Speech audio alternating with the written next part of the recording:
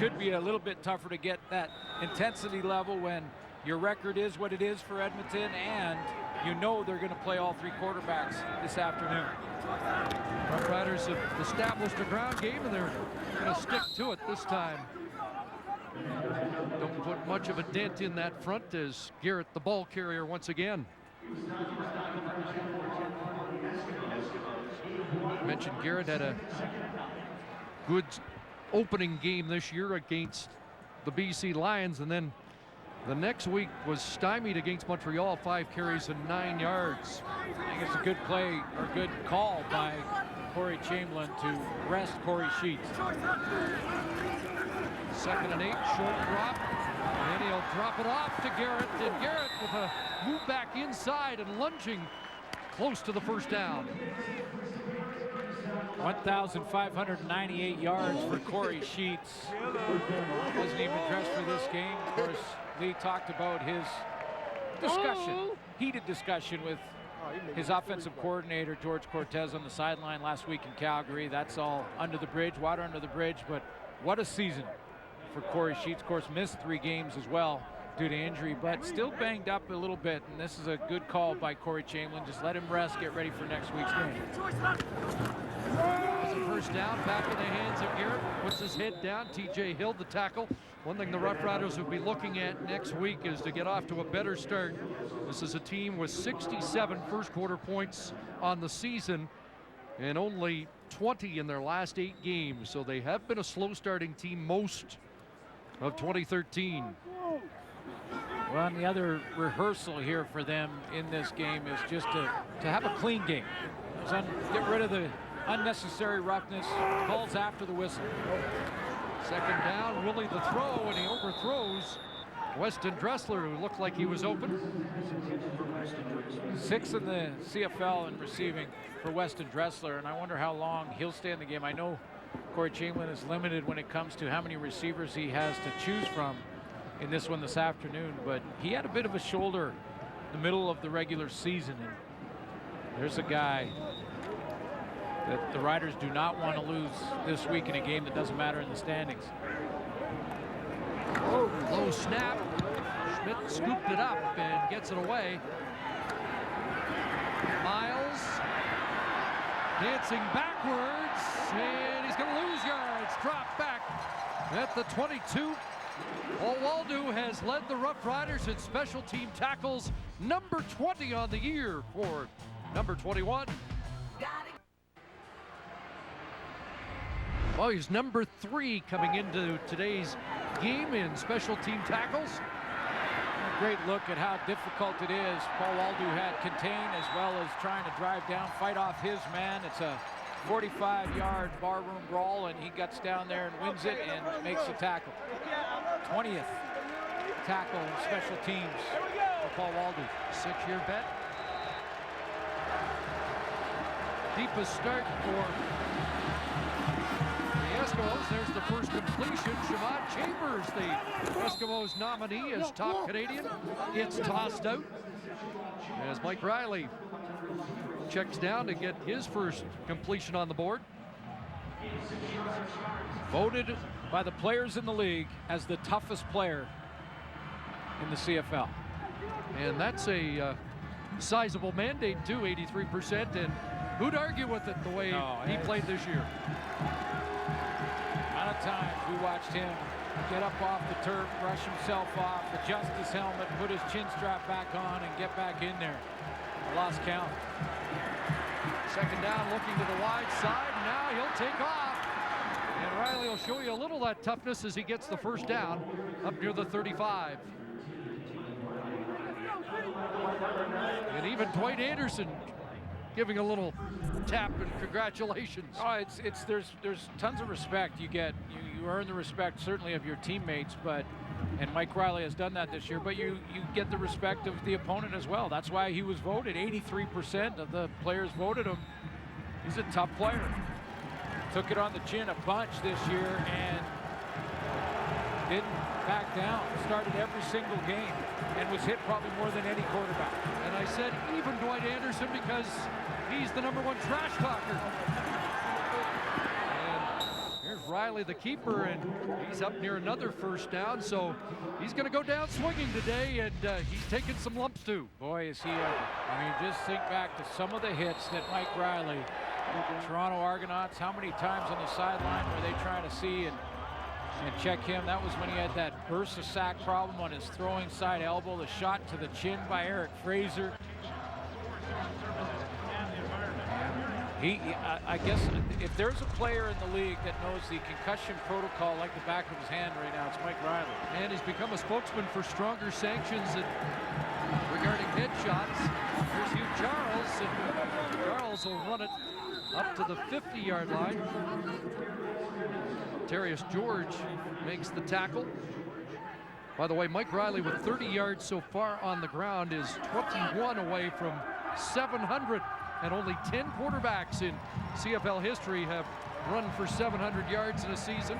The Edmonton Eskimo leader in rushing this year. Yeah, that's got to change in 2014, but Mike Riley can add to the run game. Shouldn't be the leading rusher.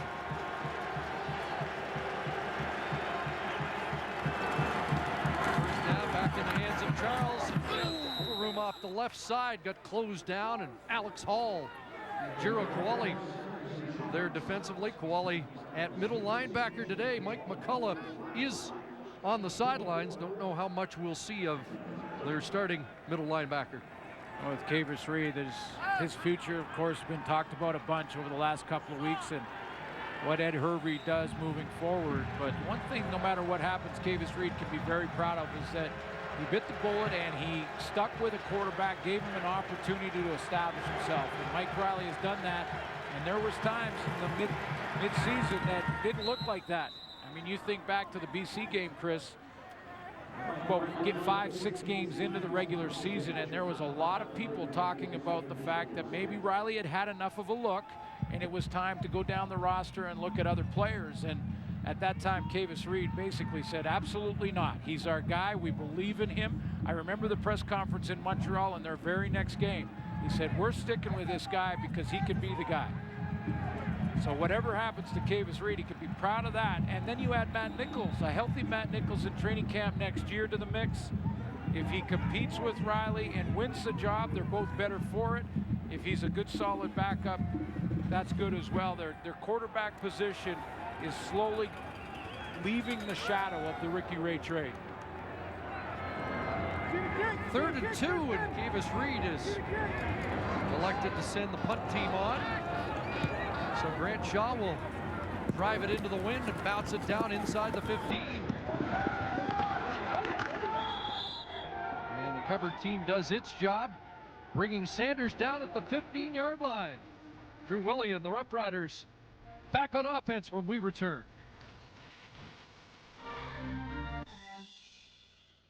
A interception for a touchdown with more on the Eskimos middle linebacker. Here's Lee.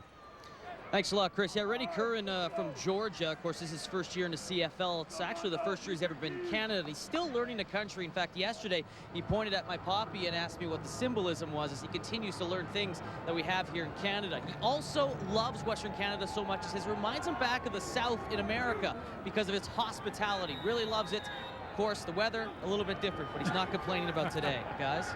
I'll get a little deeper in the playoffs, Rennie, and you'll find out about the weather. There's a completion. Geroy Simon's got a catch from Drew Willie up across the 40-yard line.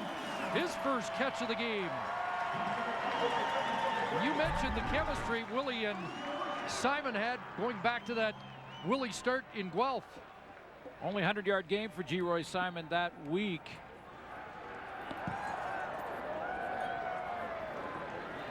.26 on that pickup.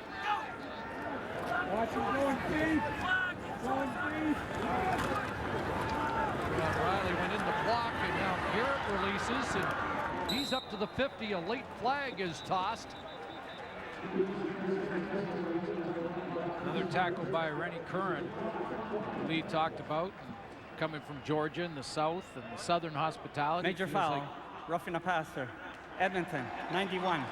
15 yards to the end of the play, automatic first down. Speaking of Georgia, his Bulldog sidekick Marcus Howard gets tagged with the roughing the passer call, and that's the 9th against the Eskimos this year. Yeah, this is well after the fact. I mean, Drew Willie throws it and then is watching the play, and Howard kind of tackles him from behind. Eskimos with over 100 yards and penalties 10 times this year. Here's Garrett. Right side, puts his head down and is tackled on the play by Joe Burnett. 8 more for Garrett here in the first half. 8 carries, 58 yards for Chris Garrett. Rennie Curran, 298 tackles. University of Georgia. I mean, you're talking about double figures a game. 2nd and 2, and it's Sanders plowing for the first down. All-around guy too. You know, a guy that is trying to learn, not just about the game up here, but is trying to learn about the country, as Lee mentioned. And I think that's where it starts. You start to take ownership and really feel comfortable where you're at, want to stay up. That's why a lot of imports will learn about the CFL when they get here as a rookie, and then by about year 2 or 3, they end up moving their family up to Canada. Riders moving the ball, short drop, quick hitter, Taj Smith got another catch. And another Rough Rider first down inside the 20-yard line, so 15 more for Smith as he makes the climb. He hopes to 1,000 here today. Working in tandem here on the short side of the field. G-Roy Simon got this drive started, and now together against the zone defense, G-Roy Simon on that push route in tandem with Taj Smith. He finds the hole and catches that slant. Smith with 45 in the game. Willie dances and releases, and Sanders is tackled around the 11-yard line. Damaso Munoz with the tackle. Drew Willie has shown nice composure in this drive. A couple times he's had to shuffle a little bit to find a little bit more time to get the ball out there. He certainly did on that play. 84-yard drive, 6 plays for Drew Willie. Very impressive. Started with that nice throw to G-Roy Simon. Second time to the red zone, settled for 3 the last time. 6th in the league in that department. Sanders, a cutback and a run down to the 5-yard line, and a first down for Saskatchewan. In the doghouse for some of the season with head coach Corey Chamberlain, Jock Sanders had a turnover issue on the teams, but has been back in the lineup of late over the last 3-4 games. Valuable guy, though, in the sense, Absolutely. he can do that. Receiver, Return kicks. return man. Neil Hughes checking in, part of that double tight end formation. Willie rolling, and into the end zone. Touchdown! Eron Riley has the touchdown. It's his first in the CFL.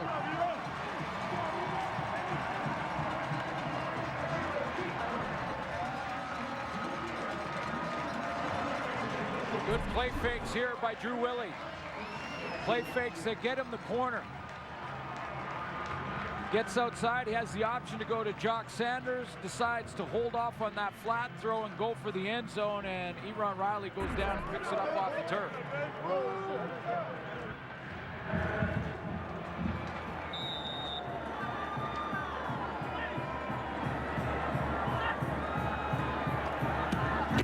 Kilo adds the extra point, and the game is tied with under 4 minutes remaining after Drew Willie, 6-yard touchdown pass to Eron Riley.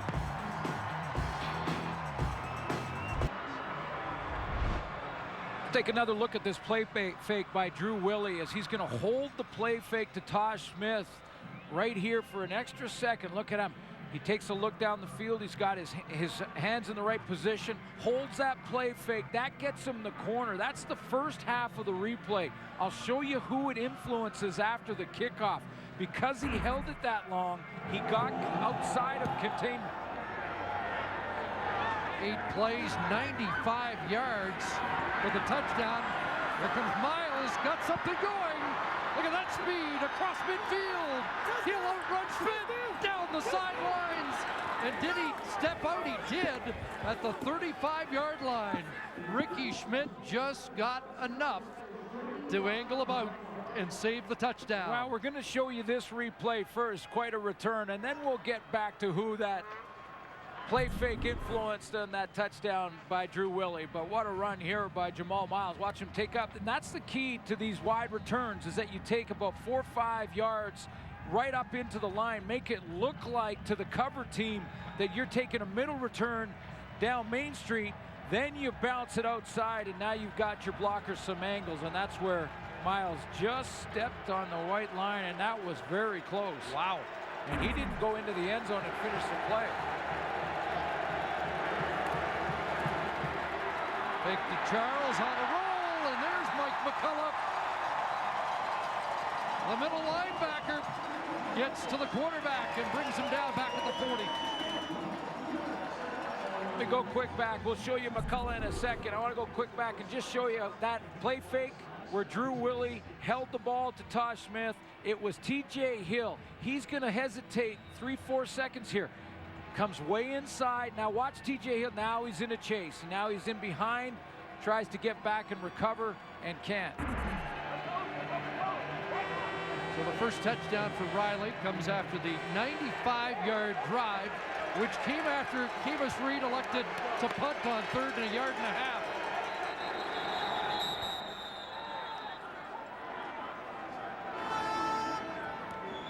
Timeout, Edmonton.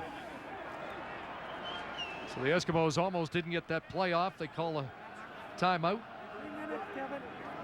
And being told the 3-minute warning being given to the benches here at Mosaic.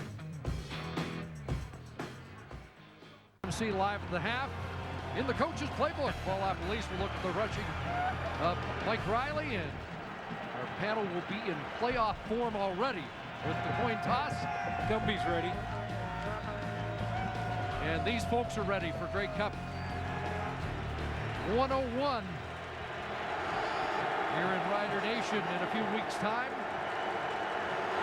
2nd and 15. Mike Riley, more running, and he brings it down into the field goal range at the 34-yard line.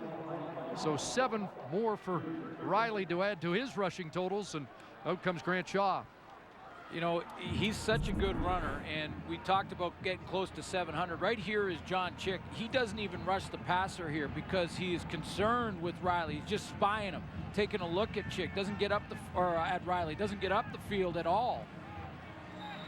That's what a running quarterback can do. It can freeze the defensive line. So Shaw from 40 out of the hold of Kerry Joseph. And Grant Shaw has nailed that. And the Eskimos are back in the lead. Kerry Joseph and Ricky Foley talking at midfield. Again, we expect to see Kerry maybe wrap this game up. Take a curtain call.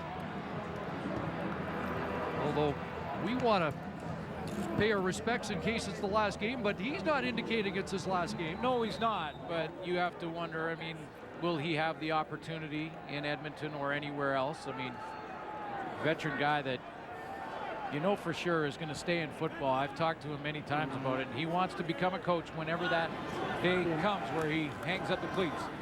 There's Willie, the quick hitter, intended for Simon, and batted down on a solid defensive play by Marcel Young. Rough Riders with 88 yards rushing in this opening half against the Edmonton defense. It's a good drive by Drew Willie, that last one, for 90 yards. One of the few quarterbacks that wear 2 gloves now. Notice that. Drew Willie's got him on both hands, including the one he throws with.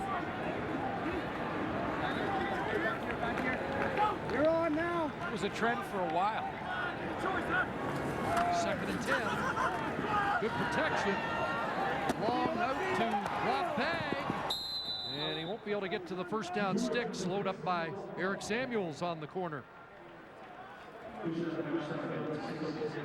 So third down, punt team comes out, and Edmonton's got some time to add to their lead here in this first half.